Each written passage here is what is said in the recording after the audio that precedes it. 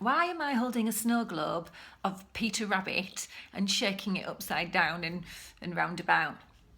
Well, I'm holding a snow globe because it's a way that I use to remind clients what happens when they get themselves into a state. I'm talking about my heart-centered professionals, people that I work with that do a lot of thinking, to be honest, because they have to. They're busy people with busy lives.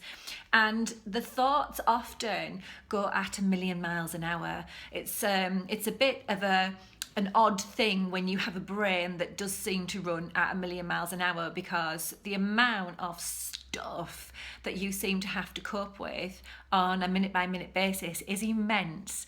But look what happens when I stop shaking Peter Rabbit around in his snow globe. Look what happens to all of those sparkly bits. They all settle. And when we stop shaking our heads and muddling our thoughts and we let things settle, we actually get clarity, we get calm. We're able to make decisions about things in our lives that are the right decisions for us, rather than listening to other people's stuff in our head, or worrying about 16 thoughts ahead about outcomes and what might happen, or, well, that thing happened last year and the same thing's going to happen again.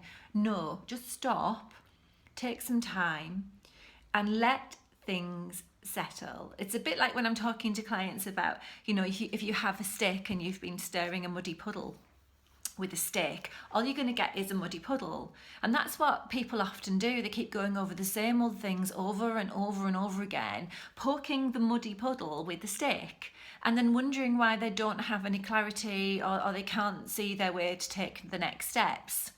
So if that's you, and you have a sort of brain that is running at 1,000,000 miles an hour, just take some time out, please, whether it's to go and sit staring out of the window at the raindrops, watching the grass grow, taking a walk around the block, or doing some other activity such as, well, it's baking for me, I've got to be honest.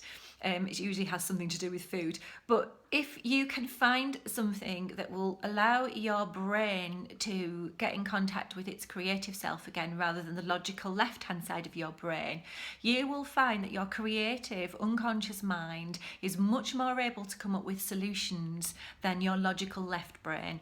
And if you're interested in that and you want to know more, then don't hesitate to get in touch with me. I'm quite happy to have a conversation with you. But as speaking from somebody that used to do a lot of left brain stuff, and those who know me know that, I've switched now, when I want to be most creative, to the right hand side of my brain, which just allows things to settle. And my goodness, you get the best results ever. It's the quickest way I know of actually dealing with situations and events which perhaps seem problematic. But really, when we take time out and connect to our inner wisdom, we find solutions so much quicker.